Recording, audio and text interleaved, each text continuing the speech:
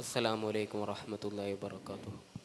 വിഷയം: new year സമയം നിങ്ങൾ നാട്ടിലെത്തിയപ്പോൾ അടുത്ത ബന്ധുക്കാരും കൂട്ടുകാരുമായ ചിലരെ നാട്ടിൽ കാണുന്നില്ല.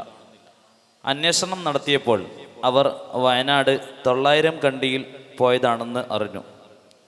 കുറച്ച് സമയത്തിന് ശേഷമാണ് ഇപ്പോൾ ബോബി ചെമ്മണ്ണൂർ അവിടെ വലിയ ന്യൂ ഇയർ പാർട്ടി നടത്തുന്നതായി സോഷ്യൽ മീഡിയകളിലൂടെ നിങ്ങൾ അറിയുന്നത്. മാത്രമല്ല, അവിടെ എല്ലാ തെമ്മാടിത്തരങ്ങൾക്കും അവസരങ്ങളും അവർ ഒരുക്കിയിട്ടുണ്ട്. ആ സമയത്ത് നിങ്ങളുടെ സുഹൃത്തുക്കൾ അവിടെ എത്തിക്കഴിഞ്ഞിരുന്നു. അവരെ പിന്തിരിപ്പിക്കാൻ നിങ്ങൾ ഏത് പ്രബോധന മാർഗം സ്വീകരിക്കും?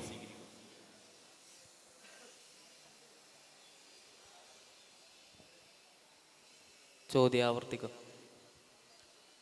ന്യൂ ഇയർ സമയം നിങ്ങൾ നാട്ടിലെത്തിയപ്പോൾ അടുത്ത ബന്ധുക്കാരും കൂട്ടുകാരുമായ ചിലരെ നാട്ടിൽ കാണുന്നില്ല. അന്വേഷണം നടത്തിയപ്പോൾ അവർ വയനാടുള്ള 900 കണ്ടി എന്ന് പറയുന്ന പ്രദേശത്ത് പോയതാണെന്നറിഞ്ഞു. കുറച്ച് സമയത്തിന് ശേഷമാണ് ഇപ്പോൾ ബോബി ചെമ്മണ്ണൂർ അവിടെ ഒരു വലിയ ന്യൂ ഇയർ പാർട്ടി നടത്തുന്നതായി സോഷ്യൽ മീഡിയകളിലൂടെ നിങ്ങൾ അറിയുന്നത്. മാത്രമല്ല, അവിടെ എല്ലാവിധ തെമ്മാടിത്തരങ്ങൾക്കും അവസരങ്ങളും അവർ ഒരുക്കിയിട്ടുണ്ട്. ആ സമയത്ത് നിങ്ങളുടെ സുഹൃത്തുക്കൾ അവിടെ എത്തിക്കഴിഞ്ഞിരുന്നു. അവരെ പിന്തിരിപ്പിക്കാൻ എന്താണ് നിങ്ങൾ സ്വീകരിക്കുന്ന പ്രബോധന വഴി? അസ്സലാമു അലൈക്കും വറഹ്മത്തുള്ളാഹി വബറകാതുഹു.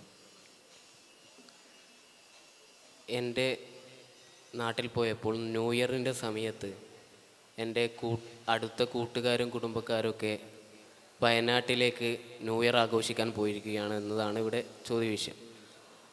അവിടെ ബോബി ചെമ്മന്നൂറിൻ്റെ പ്രോഗ്രാമും വളരെ ദുർഘടമായ അവസ്ഥയിലാണ് നടന്നുകൊണ്ടിരിക്കുന്നതെന്നും ഇവിടെ സൂചിപ്പിച്ചു.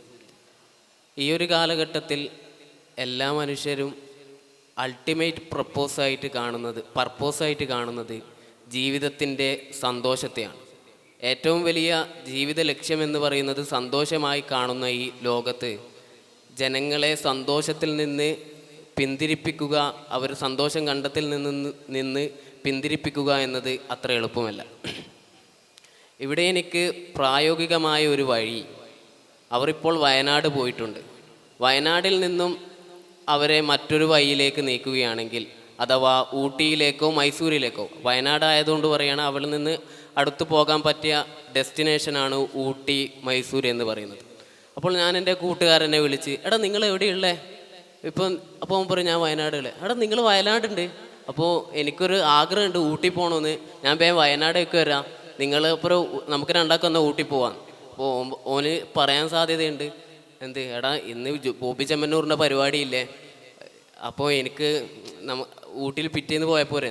ഞാൻ പറഞ്ഞു എടാ ഇപ്പോൾ ന്യൂ ഇയറിന് ഊട്ടിയിൽ നല്ല ക്ലൈമറ്റാണ്, നല്ല തണുപ്പുണ്ടാവും, നമുക്ക് അവിടെ നിന്ന് നല്ല പിക്ക് കൊടുക്കുക, നമുക്ക് ന്യൂ ഇയർ ഇപ്പാണെങ്കിൽ സ്റ്റാറ്റസും വെക്കുക ഹാപ്പി ന്യൂ ഇയർ അറ്റ് ഊട്ടിന്ന്, നമുക്ക് ഊട്ടിയിലേക്ക് വിടാമെന്ന് പറഞ്ഞിട്ട് ഞാനിതാ വരുന്നെന്ന് പറഞ്ഞിട്ട് വയനാടേക്ക് ടിക്കറ്റ് എടുത്ത് അല്ലെങ്കിൽ വയനാടേക്ക് വണ്ടി കയറിയിട്ട് അങ്ങോട്ടേക്ക് പോകും. എന്നിട്ട് അവരെ ഇന്ന പ്ലേസിൽ ഞാൻ നിൽക്കാം, നമുക്ക് വയനാടേക്ക് പോകാം എന്ന് പറഞ്ഞിട്ട് അവരെ കൂടെ ഞാൻ ഊട്ടിയിലേക്ക് പോകും അല്ലെങ്കിൽ മൈസൂരേക്ക് പോകും. അപ്പോൾ ഈ മൈസൂരേക്കും ഊട്ടിയിലേക്കും പോകുന്നതിൻ്റെ ഇടയ്ക്ക് ഞാൻ അവരോട് ചെറിയ ചോദ്യങ്ങളൊക്കെ ചോദിക്കും. നമ്മുടെ ജീവിതത്തിൻ്റെ ലക്ഷ്യം ശരിക്കും പറഞ്ഞാൽ ഈ അൾട്ടിമേറ്റ് ആയിട്ടുള്ള ജീവിതത്തിൻ്റെ പർപ്പസ് എന്ന് വെച്ചാൽ ഈ സന്തോഷം മാത്രമാണോ എന്ന് അവരോട് ചോദിക്കും. അപ്പോൾ ഇങ്ങനെ സംഭാഷണങ്ങളിലേക്ക് പോയി അവരോട് നമ്മുടെ ജീവിതത്തിൻ്റെ ലക്ഷ്യം അൾട്ടിമേറ്റ് ആയിട്ടുള്ള ഈ ജീവിത ലക്ഷ്യം എന്ന് വെച്ചാൽ സന്തോഷമല്ല, മറിച്ച് നമുക്ക് ഖുർആനിൽ അള്ളാഹു താല പറഞ്ഞു തന്ന പോലെ നമ്മളിവിടെ വന്നിരിക്കുന്നത് അള്ളാഹു താലക്ക് ഇബാദത്ത് ചെയ്യാനാണ്. അങ്ങനെയുള്ള പ്രബോധന പ്രവർത്തനങ്ങൾ അവരുടെ മൈൻഡിലേക്ക് കടത്തിവിടും. അവിടെ എൻ്റെ ഭാഷാ കഴിവും എൻ്റെ മറ്റുള്ളവരോടുള്ള കമ്മ്യൂണിക്കേഷൻ സ്കില്ലൊക്കെ അവിടെ ബന്ധപ്പെട്ട് കിടക്കും എന്നുള്ളത് സത്യമാണ്. മാത്രമല്ല, അവർക്ക് വേണ്ടെങ്കിൽ വാഹനത്തിൽ പോകുന്നതിൻ്റെ ഇടയ്ക്ക് നമ്മളെ അനസമാനി ഉസ്താദിൻ്റെ പ്രസംഗം നമുക്കറിയാം, വളരെ മനോഹരമായി യുവാക്കളെ തന്നെ വളരെ ആകർഷിപ്പിക്കുന്ന രീതിയിലുള്ളതാണ്. അപ്പോൾ യുവാക്കളുടെ മനോധരങ്ങൾ കവർന്നെടുക്കാൻ പ്രാപ്തമായ പ്രഭാഷണങ്ങളും മറ്റും ആ വാഹനയാത്രയിൽ തന്നെ അവരെ കേൾപ്പിക്കുകയും അവരെ ഇതൊക്കെ തെറ്റാണെന്ന് ബോധ്യപ്പെടുത്തുകയും ചെയ്യുമെന്ന ഓർമ്മപ്പെടുത്തലോടുകൂടി വാക്കുകൾക്ക് വിടാം.